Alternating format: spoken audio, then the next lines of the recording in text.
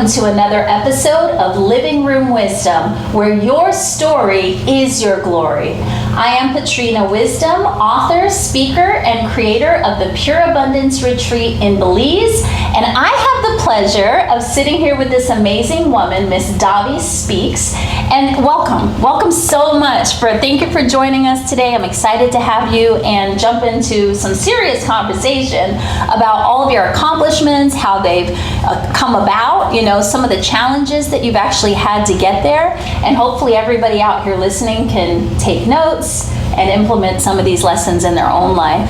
So first off, welcome, and I want you to just tell us a little bit about who Davi Speaks is. Not just what you do, but who you are. I love it. Well, first of all, thank you. I totally have felt welcome in your space. You definitely have a welcoming and nurturing spirit. So thank you for that. I feel at home. Yes. But more importantly, I feel at peace. Yeah. So peace. Mm-hmm. Who is Davi Speaks? She is definitely one who loves to be in a space of peace. Okay. Being around like-minded, like-spirited individuals. As a high-performing woman who gives so much of herself, it's refreshing to be in a space where I can feel like my cup is being full, like it's being poured back into. I'm a multimedia personality, so I flirt with TV, radio. I like that. Yes. I host major corporate events, a lot of celebrity events in the South Florida area. Mm-hmm. I travel throughout the country as well, mostly on the East Coast and the Southeast of the region of the country. Mm-hmm. What else? I am a wonder twin. I have an identical twin sister who's transitioned in 2018, but thus I carry her energy wherever I go.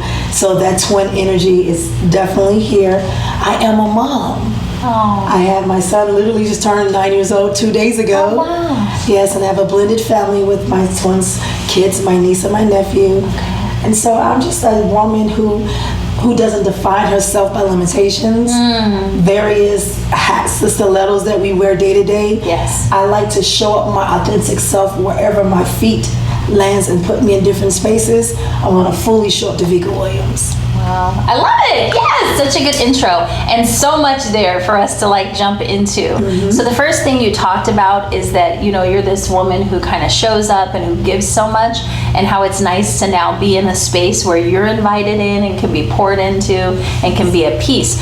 So tell me a little bit about that, because we all know that as moms, as entrepreneurs, as powerful women, we have this warrior energy, right? Oh, yes. We're going to go out there, we're going to rule the world, but we're also going to nourish and take care of everybody else along the way. And so how do you feed into yourself? What is your what I call sacred self-care practices? How do you take care of yourself in the midst of everything that you're doing? Oh, I love that. The first element is some good sleep. Yes. For me, that's kind of foreign at times, because I'm always coming and going. Maybe if I can get a 4-hour sleep, that's normative. But when I get some good sleep, some good 8-hour REM sleep, is definitely what's needed for me. And I love acrobatic yoga. They call it acro yoga. Yeah. And I do it beachside. So the beach is my happy place. Yes. That's why I have not moved from South Florida, because I need to get to the warm water here. Are you from South Florida? Born and raised. Okay. Yes. Wow, we've been talking to a lot of natives lately. Yeah. That's good. And that's rare, because not so many of us are still here to do the work that we do. Mm-hmm. They move. Mm-hmm. But I did move and I came back. Yeah. That and spa days. I love luxury. Oh, we definitely are girlfriends. I love all that. Yeah. And some good meditation and just some Reiki. I also am a Reiki practitioner. Are you? Yes, Okay. A couple of months ago, Reiki one. So Reiki and just getting centered. I have to get centered. I can tell when I'm off. Yes. And you said you have a blended family. So are you married? Are you in a relationship? Or do you mean blended because you're a Monty? Also. A Monty, as my kids call me Mommy Tia. Yes. And we're manifesting. I'm waiting to be found again. Yes. Okay. Being putting myself in position Yes. to be found. Yeah, I'd love to dive into that a little bit because, again, as a powerful woman as well, mompreneur, Yes. I know that after my husband passed of suicide in 2009 and I became a single mom of 4 children and an entrepreneur, dating was a little bit of a challenge during that time for a couple reasons. One, I didn't know how to date. I had met my husband at 15 years old and became a widow at 35. But secondly, because I found myself in a position where I still liked what I liked when I was like 15 years old. And so I had to mature in my taste and also embrace this energy of like being this fierce warrior woman and learning how to also soften and be in relationship. Absolutely. So let's talk about that. What's your dating experience been like, or, you know, like being this powerhouse that you are? So leaning into my femininity has always been a part of me. Actually, for me to have to embrace that masculine warriorness about me was a challenge for me. Really? Okay. It really was. Just for the simple fact I didn't always, because being an Amazon woman, and you know, you walk in the room, your energy, your spirit's already strong. I'm tired of, I'm so intimidating. You're intimidating, you're beautiful, you're striking, I'm like intimidating, just engage me, have a conversation, and you're like, wow, she's approachable, you know, it's easy to talk to. So here dating, because of my stature and because of who Davi is in these South Florida streets, a lot of guys are intimidated. They think that I'm out of their league. But once they get to experience me and hang out, and they're like, you're so down to earth, you're grounded. I didn't know that part of you. But I'm like, that's why I'm able to flow the way I do, because that's essentially who I am. And then when they see me around the kids, they're like, oh my God. They soften and melt, right? That's another thing. They all want the baby conversation. Every guy that meets me, you ready to have kids? You want my kids? I'm like, clutching pearls. I would do another blended family. Do you have kids? I will love them like they're my own. You can get a fur baby. You can get a fur baby. But for me, about just being intentional about my womb and what pregnancy does to the body. And at 40, when I was 25, that'd be cute. But at 40, no. I'm not. You're like, I'm complete, thanks. And then another dynamic in finding out I am a divorcee. I was divorced October 2012. My son's father reconnected 2013. Well, I was separated from my ex for like 6.5 years. Celibate, no dating, living in Atlanta, focused on my work, no dating. Got back to South Florida and hedonism. I kind of missed this kind of energy. And then after my son's father, the trauma, I was like, press brakes. And so I'm a monogamous dater. So in understanding that my male friends, these dynamic men are meeting, like, sis, you need to date multiple people. You need to gather data. But I'm like, I don't know how to do that. Because when it comes to me, for whatever reason, I used to attract guys who are very controlling. I can't see you dating someone else. But I had to assert myself, say, this is where I am. I want to see if you're even a great fit for me. And so it's been fun now. It's been a learning. Sounds like it's been quite the journey. It has been. Definitely. But it's been fun. It's fun now. I know, and I think that a lot of women don't know how to date, right? I think most women have a more of a monogamous approach to dating, and we get very hurt when men are dating other people. But until they make that commitment, it's almost like you have to assume that they're seeing multiple people, whether you choose to or not. You know, is kind of irrelevant. You know, now once you make that commitment, if they're dating another, that's something totally different. But it's something we have to unlearn. You know, and I think it's because we've been sold this fairy tale as little girls. You're going to meet your prince and you're going to live happily ever after, right? And we're like swinging our hair and singing with the birds. Come on, vocals.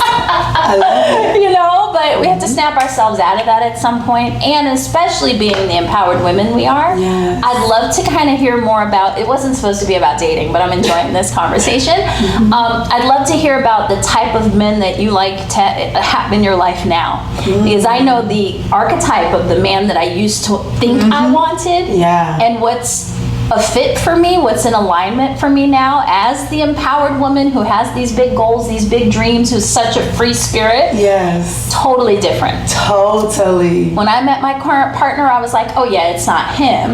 And guess what? It is totally him. Such a supporter, such a divine masculine who is like, go baby, shine, do what you need to do, I got you. And it's different than the old paradigm of man that may have been more controlling, right? Who may have been really a little less secure, to be honest, right? Very much so. Like, I need to be the center of attention. The center of attention. So yeah, tell me a little bit about how that's shifting for you. Honey, I love the way you coined that, divine masculine. Yes. Totally a gentleman who can handle all this energy. I'm a whole lot of energy. And the first thing is when they'll tap into the sensuality, they just think it's sexual. But when they really embrace me, it is that spiritual connection. Me being able to tap into the spirit, knowing how to talk to them. And I realize I need that too. I need to be able to go and flow. And when somebody wants to be like, hold on to me, my spirit warrior. Warrior comes like, no, you will not block me. I need. Are you a Scorpio? All day. I didn't know. I was like, she sounds like my twin. Yes, oh twin. my gosh. Okay, all right. Sorry, I had a moment. Like, I need him to be able to, just lean in and trust and know that. Because we know we're loyal by far. Yes. Oh yeah. We bury the bodies and tell no one. Right. So listen. So we're here. Yes. But that secure piece, he has to be self-assured. Yes. Has to be, and supportive, not just with his words, but with his actions. Hey, yes. Oh, I love that for you. Okay, we're going to have more of a sidebar on that one.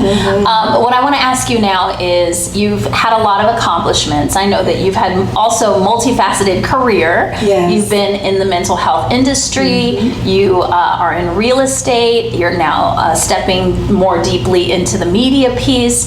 So tell me, what has been your biggest challenge in life and or in your career?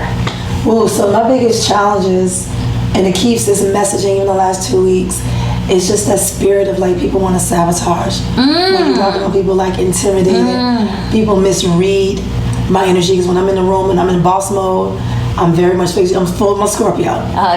In the room, very clear. Direct. I'm a team player. Yes. I'm a natural leader, and that's what it is. They sense that, and so they don't know how to engage that. And so oh my goodness, even in the corporate sector, when you have like your immediate supervisor, they're like, she's trying to take my job. No, I'm doing my job with a spirit of excellence in such a way that us as a team, we're excelling. So why are you upset that I come in here with my energy and I'm bringing my A game, putting my best foot forward, and you're vilifying me for that? So those are kind of been some challenges I've had, even dealing with women of color in South Florida, and that hurt me a lot. I'm like, sis, come on. All black girl power, let's work, let's empower. And a lot of women who were broken, they like to misproject that energy, and I've always been one to love them through it. I'm like, I'm gonna be that paradigm shift for you. I'm gonna show you that everybody's not here to hurt you. Everyone is not here to leave you out here hanging, and let's move forward. Let's work together. So I'm always intentional. That's one thing about me. I'm very intentional, and I know my energy when I enter the space. I feel like I found a new sister. I'm just like, oh, like my little girl is so happy right now. Seriously, it's amazing. The funny thing is that the event we met at, the Divas Don't Do Drama, Divas Do Business conference here in Hollywood, Florida, I was attracted to that because of the title. Because like you, when I was younger, I had a lot of not so great experiences with women of color. And I think for a lot of the same reasons. We're both 6 foot plus. We both have this, huge energy, right? When we walk in the room. To boot, I was light skinned, I have green eyes, I had this crazy blonde hair, and I think they just didn't know what to do with me. I didn't fit in with the black people, I didn't fit in with the white people, I just kind of floated and found my own way. And so that event was very healing for me because it was the first time that I went into a space intentionally with all women of color. Yes. And I was nervous, I'm going to be honest. Okay. I was a little nervous, but it was such a breakthrough moment for me. And ever since, I've just been attracting the most amazing, collaborative, heart-centered Black women, right? And it's been phenomenal. So my whole team is Black women. my whole business, it's amazing just how things have shifted.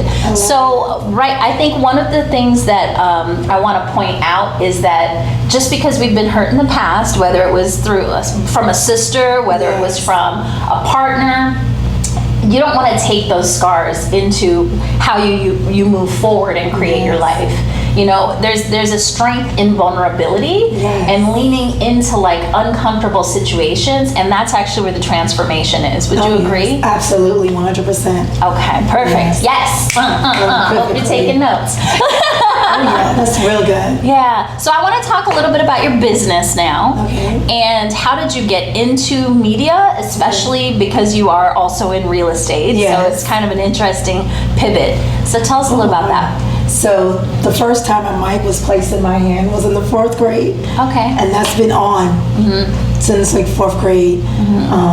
You know, mounting, whether it was a runway, even my past as a pulpit, I have any platform where they need a positive stream of consciousness. Yes. I was there. I love that. And so entertainment, being discovered as a model and already speaking, it just flowed. It just kind of just happened just organically. Okay. So my undergrad experience, my freshman year of college, ran for, was in SGA, then I did my Queen sector, and then once I started going around the country representing the university, that's how it happened. And I was on the radio as a teen. Okay. So in the gospel sector, and it just naturally, just literally flowed. Life placed me on that path. Okay. And I got into it. So how real estate, so during my graduate matriculation in Atlanta, I spent some time with my ex-husband in the Stamford, Connecticut area. So we had an off year, and I got in, was doing high-rise luxury in the area, and I just fell in love with property management and was doing that for 13 years. And then right before the pandemic, I acquired my license and I had to shift. So literally when the pandemic hit, Miami shut down, I had 13 bookings, all canceled. Oh, wow. As a full-time entrepreneur, you understand. How these kids going to eat, how these bills going to get paid. Yeah. I had already exhausted my savings after about the 10 month. I was exhausted, so I said, I have to use this license. And that's how the pivot began. Okay. And things, I'm assuming, have been going well because you have an open house today. Yes, we do. In the open house, I have an amazing broker coach. She is a powerhouse young African-American woman, family-owned, operated, based on Christian principles. So I love that I could be in an environment where I'm being poured into, not only on the professional business side, but that personal development speaks to the totality of who I am as a woman. And it's just pretty much helped me unpack those blockages from corporate America, because the way we do life is the way we do business. And I just want to make sure that I'm not mishandling my business affairs because I have all this unprocessed stuff going on. So I've done a lot of work. That's beautiful. And I love that we have this in common as well, because I'm in the personal development, spiritual, transformational space, and I inherited my husband's financial business when he passed away in 2009. So I was someone who was afraid of finance, afraid of money. I didn't grow up with money. I had a scarcity mindset. I didn't trust myself to handle money. She's my twin, y'all. I didn't have financial education, and now here, boom, you have a whole brokerage, a whole ass brokerage dropped in your lap. And so I had to lead people. I had to learn how to go out and sit with folks and do their financial plans. Fast forward to now, I've embraced all of it because that's what we do, right?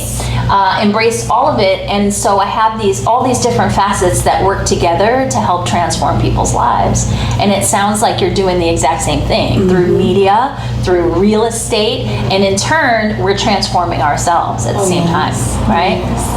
Yes. So funny, just like we said, it's all in timing and alignment. It is, and I'm so glad we connected. My gosh. Me too. But I also find that when you're intentional about, so for myself, I made an intention, I made a decision that I was going to change my circle. Yes. I love my circle. I have great friends. I have great family. However, you can't be the smartest person in your circle. You can't be the most successful person in your circle. And so I set that intention to start attracting other type of women that were in different leagues, but that we had that commonality, and it's exactly what I've done, because you were referred to me and a lot of the women I've met over the last few days. So as we bring this interview to a close, I want you to just look into that camera there. Okay. And if there's a young girl out there who's got aspirations to be in media, to be in real estate, or just to be the badass that they are, to like have the tools to step into the badass that they are, no matter what their goals and dreams, what would you say to them? Where would they start? I would start here. You are more than enough. Everything that you need to be successful already resides in you. Tap into you. Trust you, and trust and know that you are divinely guided by God to grow and flow and to thrive. Oftentimes where I have had challenges is when I didn't trust Davica and I didn't know that I was more than enough. I was already overqualified. So embrace it and just do you authentically every time you step into a room. I promise you, you will succeed. I promise you, you will succeed. Yes. I'm so excited. I will add to that ask for help. That's good. Seek out sisters, seek out community, and ask for help. I love you. I love you, and I don't even know you that well, but we are going to have a friendship, a long friendship, Absolutely. I can tell. So thank you again for being here. I'm honored. And thank you all for joining us. I hope you got a ton of nuggets that you're going to go implement. That's the piece, implementation. And so we'll see you next week. We do these videos and release them every Wednesday on Spotify, on YouTube, Anchor, Apple Podcasts, whatever your favorite platform is. And with that said, namaste. I love you. Go out and be the badass that you are and create your badass bodacious life. See you next week.